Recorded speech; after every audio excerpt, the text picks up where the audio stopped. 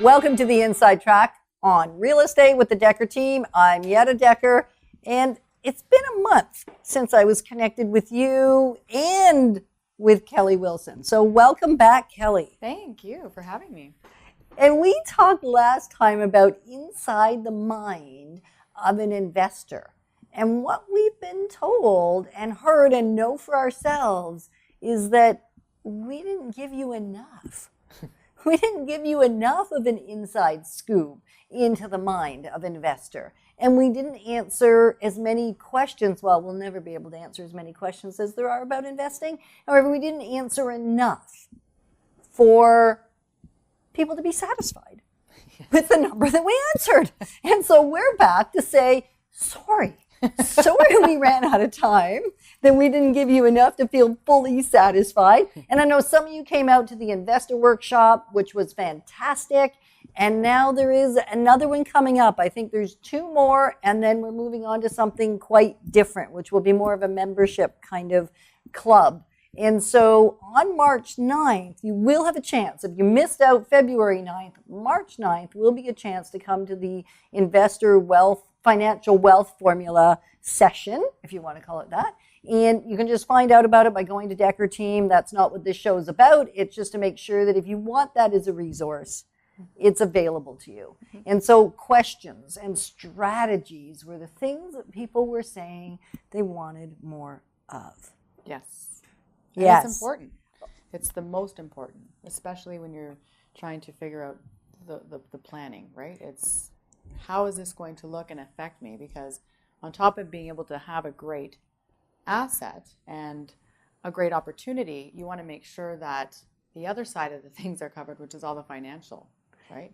And making sure that you're not overpaying taxes and making sure that you're maximizing the different opportunities that are available and seeing things differently, taking advantage of under 3% mortgage rates. Which, we talked a fair bit about that. So if you didn't catch, we don't want to do a repeat of the last show. So if you didn't catch the one, go to my archive, go to dekkerteam.com, watch the archive show there. It was aired.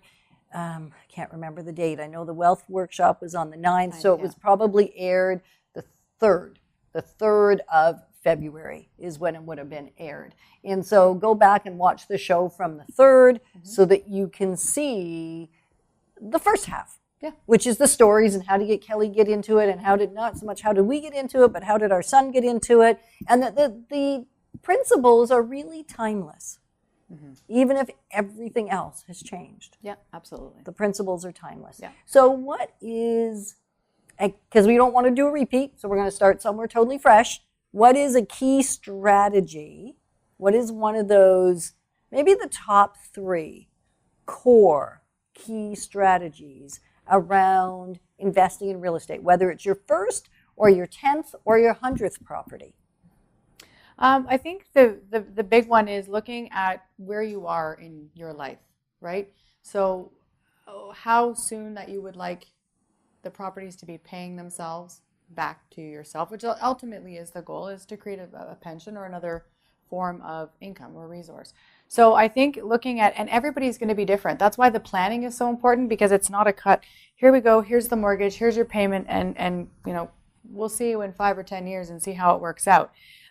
We want to make sure that you're getting the most tax efficiency out of how your current structure is right now. And not that I'm an accountant, but certainly being able to show you some different ways of looking at the mortgage, how much you're going to put down, how much you're taking out of where it's currently sitting, how you can utilize the bank's money, and whether that makes sense for you, how you can deduct interest, deduct taxes from the property, deduct advertising. I mean, there's so many amazing opportunities to be able to take advantage of, which is another reason I really like property, because it's not just about the income. You want to be able to offset some of the income when you're earning more money, right? When you're in a higher tax bracket, you don't want to be paying more tax, right? So is there a way that you could structure and strategize yourself just to make the overall plan a little bit more effective, and try to figure out what the need is for the client and what their goal, what their purpose is, and how they would like it to sort of look in 5 years, in 2 years, and 10 years down the road, right? Is there an estate opportunity at the end of it all? So that's part of, again, sitting with professionals, and that's why we like to work with accountants and we like to work with planners and be able to sort of overview and make sure that everybody's on the same page in terms of making it most effective. So the first strategy is a plan. Yeah, Is absolutely. have a plan. is have somebody read some resources. Yeah. So I'm going to say that that's part of the planning strategy. It is. Right? So we're going to talk about 3 primary strategies, and yet the first one is simply planning. And yet there's some steps in planning. So we make the title planning. Yep. What are the steps inside planning? Well, to figure out what kind of and what length of time you want to be doing this. Yeah. Right? What is your end game? Yeah. Or what you perceive to be your end game. The reality is, when we started our strategy and our plan back about 30 years ago, the picture that we had then has no resemblance to the picture that we have now, nor to the reality that we're living now. Mm-hmm. I mean, was there owning commercial property with our businesses in it? My brain wasn't there. No. I didn't own a real estate brokerage. I was just starting in the real estate industry. My plan then was to have residential properties in the community that I lived in. Yeah. Different strategy. So it's not that the plan won't change. It's if you don't have a plan, you're really planning to fail, aren't you? Definitely, Either, yeah. You know, if you fail to plan, you plan to fail. Yeah, and it kind of works with every investment, right? You always sort of want to have that. And more so because there's a lot of advantages you may not know about in real estate, right? That you can take it, sit down and overview it. And that's taken a long time to learn. But it's also taken, sitting down with many professionals over the years and looking at all the different stages of everybody's time frame and where they want to be, right? So the first is a plan. Yep. First strategy, plan. Yeah. Second strategy, risk tolerance. That is a big one. It's huge. And first I'm going to let you share what you mean by risk tolerance, and then I got my own little tangent I want to go on around risk tolerance. So I'll let you go first because I'm polite today. Okay. So part of sitting down with a client is letting them know, yes, real estate is probably one of the best, but they're also comes with, being able to manage it, right? So who's going to manage it? Is it going to be yourself? Is it going to be a property manager? Who will that property manager be? Are you interested in just starting off with 1 unit? Or maybe you want to start off with, an overview of a 20 unit or a 15 unit. Maybe that looks like partners. And what do those partners look like, right? So it's really your risk tolerance because, I always say, take the time when you decide to be your own property manager, take the time to learn who's going to be living in your home, making sure that they're going to have the pride of ownership, that you would have or that you want. And sometimes people get so excited because they get a phone call. Oh, I got a renter. We were out with clients just recently, yes, brand new investor clients. Yeah. And I went with him to the property because we built in an opportunity for them to go and show the home X number of times before it actually closed. Yeah. So that meant we got to go with them. And so as we were hanging out the very first day in particular, sweet, beautiful young couple starting out, they own their own home and now they're starting with their first investment property, a simple town home, which is not a bad initial strategy for some people. Mm-hmm. And first person comes in and they're convincing them all the great things about the house and telling them how lovely it is and why they chose it and all that sort of stuff. And it was kind of like, no, you're here to interview them. They're not here to interview you. And so even just understanding, sometimes saying less is better. Mm-hmm. Sometimes, yes, you want to be friendly, you want to be kind, except it's not about convincing somebody because people already kind of know whether it's a fit for them or not. Mm-hmm. Yep. So it's more about asking clarifying questions, having a conversation. So even something so simple as that. Mm-hmm. And we'd had the conversation in advance, and yet until you experience some of it, you can't figure it out. No, and part of, looking at that, the risk tolerance is the age of the building, right? What work is going to be needed in the next 5 to 10 years? It could be, something as simple as saying, okay, we're going to have a 20 to 30% put aside for maintenance issues or potential Right. If it's an older If it's building. an older building or whatever. Yeah. So, but you might get a much better pricing, right? So again, it's always weighing your risk tolerances, right? Right. And what's good for somebody else is completely different for this person. Right. So part of that risk tolerance strategy is not to get your risk tolerance from someone else. No. You've got to weigh all the pros and cons. Just like when you're buying a house, Yeah. right? When you're showing somebody how to buy a house, you're saying, here's the benefits of a condo, here's the benefits of a single family, a freehold. So it's the same thing when you're looking for your own home, right? I think, but now we've got to take it into another context because it's something that you're going to have to manage or, to take on, right? And likely for a long time. Yeah. Right now we're talking about the buy and hold strategy of investing. If you want to talk about the flip style of strategy for investing, call us. We'll do that one-on-one. That's not so much the context of this particular show, having a very, I was going to say poignant, but very structured show, really. Well, it's never structured with me. We all know that. More detailed around stuff to do with buying and holding real estate. Yeah, really is the point. So risk tolerance. Now, anything else around risk tolerance that you want to make sure everybody's aware of and understands? Well, I think again, we sit down with our clients and we explain sort of all the different types of properties, what it means and there's a lot of people that really want to get into the game and they're excited about it, but they may not quite have enough. And that's where another partner could come in. So if there's even somebody that you know of that might be sitting on the fence and you've heard them maybe talk about it, or you're not sure, maybe they're not happy where they're currently investing, maybe have that conversation with them and come in together and sort of do the overview with the professionals. And that's sort of the tie into the third strategy, right? Which we've talked about. So the risk tolerances are, for me, back at my first stage of the game, it was a townhouse, it was a condo. That's all I could take on at the time. That's all I wanted to manage. It was getting my feet wet, and it sort of just went up, from there. Right, and for us, it was helping clients that found themselves in a bind.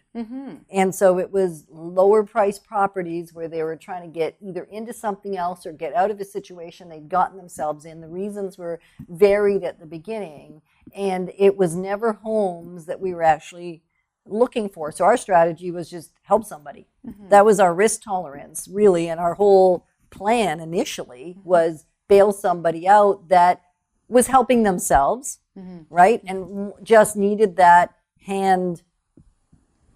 helping hand. And that's where we started. Now it's not where we've stayed. We still have done that from time to time. And yet that's not our primary risk strategy, right? So the returns probably weren't as great, but then that wasn't what we were looking for. So that goes back to the planning stage. What were we planning for? Yeah. It was the planning strategy and then the risk tolerance. And risk tolerance in a relationship, if let's say you're married or you have a business partner that you're going to do this with, but you're doing this with someone, whether it's a spouse or otherwise, your risk tolerance may be very different. Yeah, yes, definitely. We chatted about that. Yeah. And so if your risk tolerance is really different, it's how do you then strategize to bring the person that requires more peace of mind, more harmony, has a lower risk tolerance than the one that's maybe a bigger risk taker? How do you bridge that gap? And we've done it different ways. Again, it's part of the risk tolerance strategy and part of what we do when we sit down together, because it's very much dependent on how the two people, or sometimes there's three, which is even more fascinating. There comes that word again. It's fascinating, I'll tell you. 2 is challenging, 3 is fascinating, and 4 is just wild. Anyway, we certainly still will sit down and plan. And the great news, Ken on our team, who I happen to be married to, and I guess most of you probably know that by now, he is the calmest, most solution-oriented dude I've ever met. And it's not because I'm married to him. He did an assessment a few years ago that was around strategy and problem solving. And the woman that did the results for him went, I'm kind of confused. I've done thousands of these, and I have never had anybody score as high as you scored. Wow. In that whole area of problem solving. So when you're sitting down and you're looking at your strategy and your risk tolerance, He's really great at looking at the 10,000 foot view, the from the sky view, and seeing what your next 1, 2, 3 steps are. So you can create the overview plan and then actually move forward toward your first few steps, which I would say is our third strategy. It is. And, part of what I wish I had back then was a network. That in itself is probably, to me, the most effective in terms of sound advice, being able to just to know where I have to start. Yes. Right? Yeah, your first, just 3 steps. Even your first one helps. But we've given you three primary investment strategies today, and having those 3 gives you where to start. It gives you so much insight, because at that time I didn't really understand condos all that well. Right? I have learned so much about condos. So have I. Sometimes nicely and sometimes not so nicely. 100%, right? So when you're sitting there going, is this a good investment? How does that look? What are the pitfalls? And we want you to be successful, right? Oh, well, that's the whole thing. Is like, if we could take your 30 years and my 20 years and wrap it all into one and be able to pass that information onto you, with our center of influence and our circles of network that we've trusted over the years, after, because some people might say they know something, and maybe they're not as versed, or so we've learned that too, right? You've sort of learned that along the way. So having the network is so important, because people usually want to start with the finance aspect, right? Yes. To sit down, can I do this? Does this work? How will this affect me and my wife, my family, whoever is involved in this decision making? And then it's sort of, okay, now that we've agreed, we've got a price point, this is where our comfort level is, let's talk about the types of property, right? How does that look? What can you get within that range? What areas? Location. And location. Is so Do important. not leave out my 3 locations, Kelly. 2 is not enough. 2 is not enough. No, absolutely 3. Yeah. Because that is vital. And when we say location, I'm not saying that you all want the same location, because there's not just a location.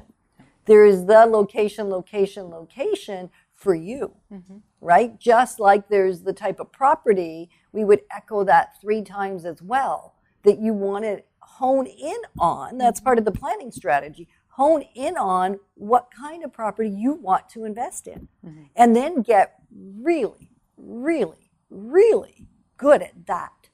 And if another type of investment comes up, unless you're wanting to take that on as a new focus, because you've already done the other for a long time, and you're saying, you know what, now I think I want to move from single family residential and I want to move to X.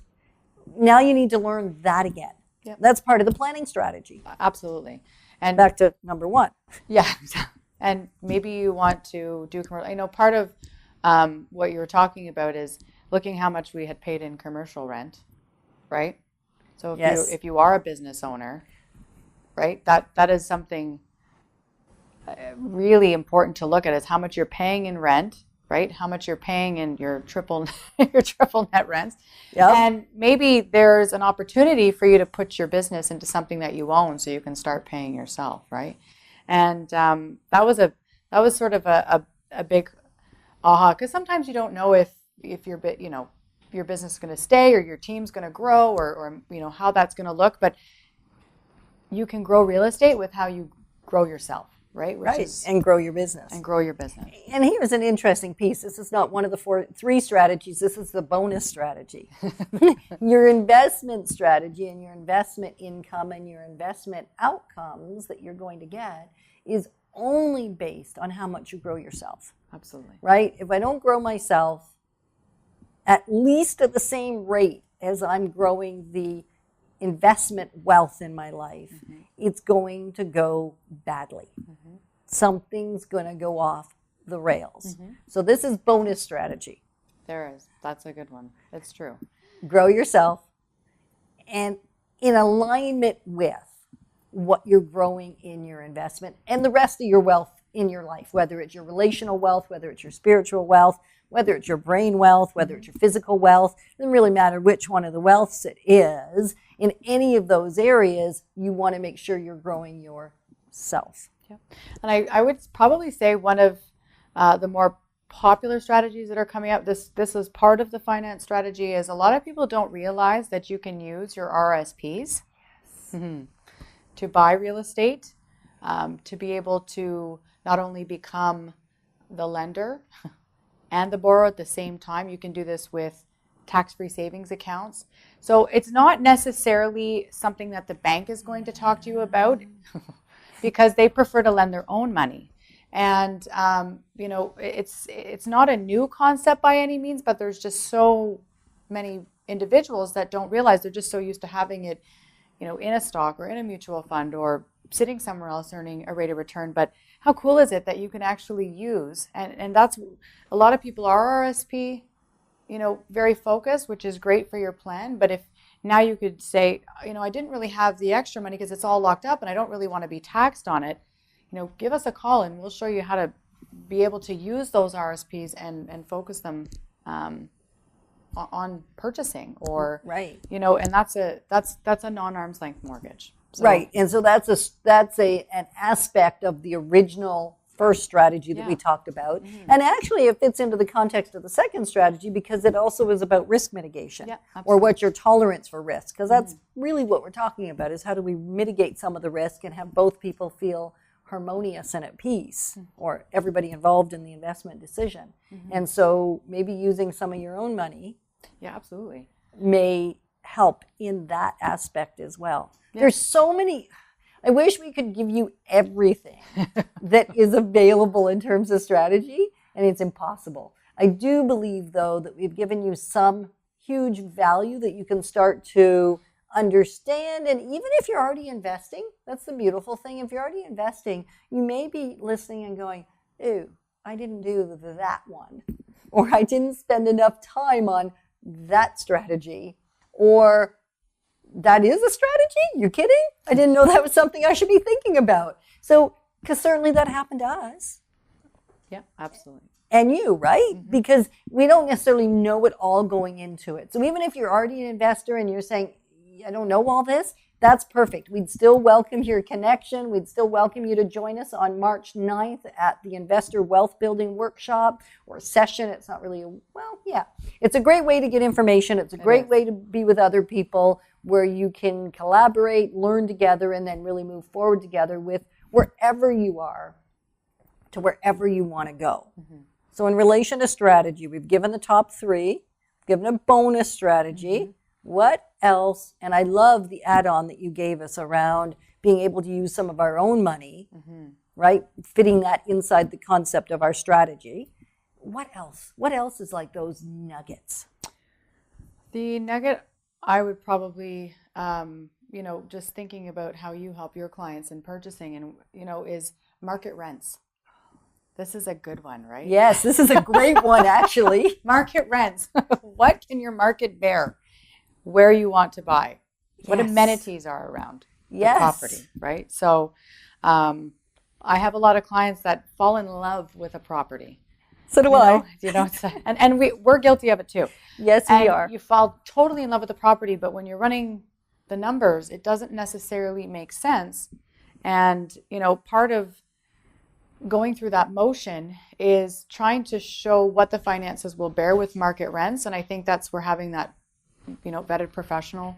Well, and for us, we have Toperty, which is our son's creation, right? And something he's worked on for 3 or 4 years, which he really got into because of all his investment clients and his own investments, is how do we calculate the numbers and how do we look at the returns and what kind of rate of return am I looking for, and when is that property no longer producing that, so when is it time to buy another property? All of that fits into the strategy. So that's a tool that we wouldn't do without. No, as we're helping people figure those things out. And market rents is a big piece of that. And just because even if a property is currently a investment property and is currently rented out, maybe those rents are higher than they should be because they knew someone who was in a bind.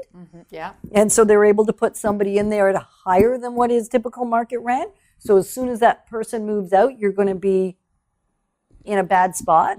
Or maybe there's been somebody in there forever and ever, and the person that owned the building, owned the property, wasn't really a savvy investor, or was doing a favor for a family member or for a friend. And so therefore there was less than what would be typical market rent. So it's not just about looking at your investment property and saying, hey, it's rented now and this is what market rent is. It may have nothing to do with nothing. Yeah, absolutely. Right? Yeah. You may, and are you buying a vacant property? You're buying a property that's occupied? Are you buying something that's never been an investment? Now you're turning it into investment, like a townhouse that we could certainly offer you. That's something a lot of our clients do, is come to us and we help them start that very first one with a newer townhome because there's no maintenance to deal with. It's just, it goes back to that whole risk tolerance. Yeah. What are we ready to take on right now? And so market rent is something you really want to understand. And it's hard to comprehend and understand on your own. It is, yeah. Because it takes research and knowledge and expertise to be able to pull that information. Yeah. And I think another good one is what I've learned. Yes. Is it's less expensive to keep your current tenants happy than it is to have to turn a property over, right? Yes, yes. I rolled my eyes. If you are listening and not watching, you will have heard a groan, not a snort. My snort's for happy things. My groan is for really horrible things, and not keeping a tenant happy. And some people get so caught up in the 50 or the 100 a month they may or not be getting, as opposed to thinking that's a larger deal to that person. They feel that they've been a great tenant, and how do you reward those people in making sure that they stay and they don't go anywhere, and that you can create that great long-term relationship that works for both of you. So that was a big one, because when you're understanding how to work with the people that are going to be staying in your home is huge, and how to keep them there and how to create that long-term bond and relationship. So again, another strategy to be looking at, right? Very important. Very. Which ties into market rent. It And does. so we may choose for a season to maybe have it slightly below market rent because it serves you in your bigger plan and your bigger strategy. Absolutely. So I bet. It's deductible. And it's deductible. Okay. Kelly whispered that in my ear, so if you didn't hear it the first time, she said, it's deductible. So yes, keeping your tenants happy, it's a good thing on a lot of levels. Yeah. Because cleaning and painting and getting it ready for someone else is very Showing it, expensive. advertising it. Yeah, and putting someone new in it. So if you have questions, I know we have not answered them all, although we've done this twice now, and we'll probably do this a third and a fourth time, so just keep giving us your questions. And if you like how we banter and you like the information you're getting, I will invite you to that. If you don't. No, I'm kidding. Anyway, have a great day. Thanks for joining us on the Inside Track on Real Estate. Thanks, Kelly.